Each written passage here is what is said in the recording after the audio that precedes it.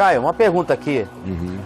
Explica pra gente aqui a diferença entre a violência impessoal e a violência pessoal em relação a Jesus e o Evangelho.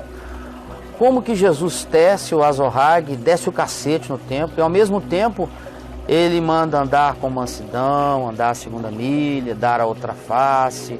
Como é que funciona isso, Caio?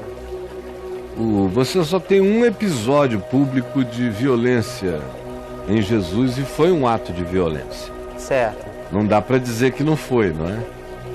E foi uma violência premeditada. Porque o texto diz que ele entrou, Marcos diz, e tendo observado tudo, retirou-se para o Monte das Oliveiras. Aí a narrativa do Evangelho prossegue e diz que ele fez daquela observação daquele dia para o dia seguinte, que foi o dia do azorrague, ele mesmo teceu o azorrague. Teceu, sim. Então ele teceu, como quem estava fazendo uma rede, um crochê. Não estava babando, não estava zangado, não estava com raiva. Na calma. Era pedagógico o que ele iria fazer. Mas iria ser uma ação considerada violenta. Jesus cometeu algumas violências verbais. Ele cometeu algumas violências estratégicas, tipo se retirar do lugar, deixar o povo falando sozinho, ou chegar numa festa como em Lucas 14 e dizer tudo que os outros não queriam ouvir, o que não era muito comum nele, porque o que habita predominantemente nele é o senso de propriedade e adequação. Mas ali em Lucas 14, na cura do hidrópico e dali para frente, ele vai provocando. Ou em Mateus 23, quando é explícita a violência verbal dele. Sim. Fariseus hipócritas, raças de víboras, aquilo é uma violência verbal poderosa. Sepulcros caiados, né? Desce o pau ali. Isto. E também cometeu a violência física da ação vinculada à expulsão dos vendilhões do templo com o azorrague. Aí vem a tua pergunta. Mas não foi ele que disse para dar outra face? Não foi ele que disse que é para andar a segunda milha? Não foi ele que disse para não nos vingarmos a nós mesmos? É. Tá tudo certo e tudo valendo, porque Jesus nunca, em sendo agredido, deu o troco da base do olho por olho, dente por dente. Você não encontra olho por olho, dente por dente em Jesus. Ele sofre o dano, ele sai, ele se retira. Não querem ouvi-lo, não querem entendê-lo, ele vai para outro lugar. Não existe nenhuma insistência em Jesus quanto a ficar num lugar até se fazer compreender. Ele se explica com simplicidade. Não compreenderam? Ele não faz a segunda vez, ele vai. Ele sai fora. Sai fora. Tem mais gente para ouvir, para entender, ele prossegue. Agora, o que você encontra naquela situação do azorrague é que aquela violência é absolutamente impessoal. É a violência com a qual devem agir todos aqueles que cumprem deveres. Porque há um tipo de violência que aquele que está incumbido do cumprimento de deveres tem que praticar.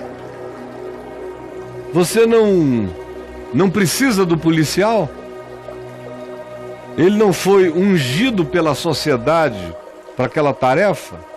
O que ele não pode, e aí ele se torna bandido e é digno de punição quando o ato violento não guarda relação com a proporção.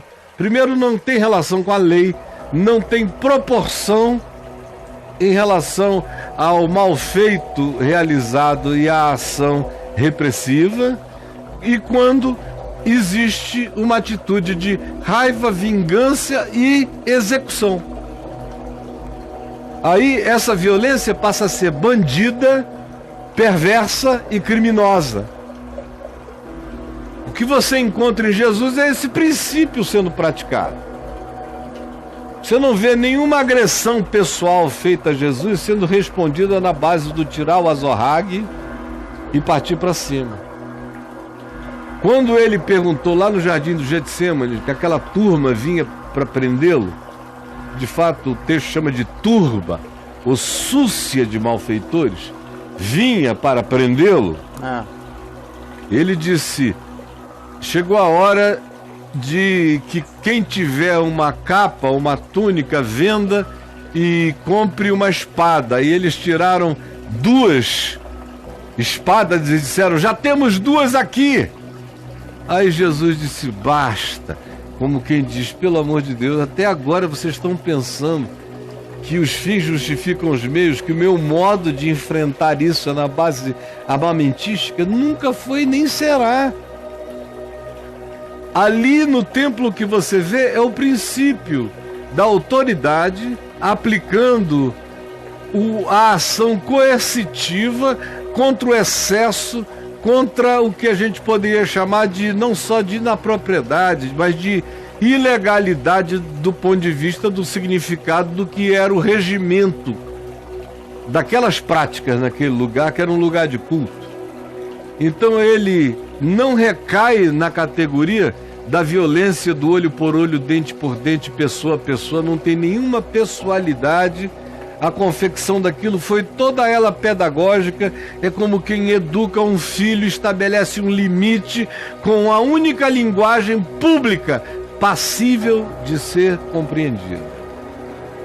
Isso significa, portanto, que na prática do Evangelho não existe assertividade da violência? Não, a prova disso é que, no caso específico de fazer essa ação, que é uma ação pública, sem nenhuma pessoalidade, sem nenhuma vingança pessoal, sem nenhuma motivação pessoal, apenas estabelecendo o limite do marco coletivo, esse tipo de ação, com esse tipo de drasticidade, mantida a justiça e o volume necessário da equidade daquela prática, é absolutamente natural e normal. E não pode ser chamada de violência pessoal. É uma pena que os crentes sejam tão mal educados, porque a verdadeira educação no Evangelho te dá limites éticos e de compreensão para escolher as coisas boas em qualquer dimensão. Por exemplo, eu não votaria num candidato que advogasse a violência. Jamais.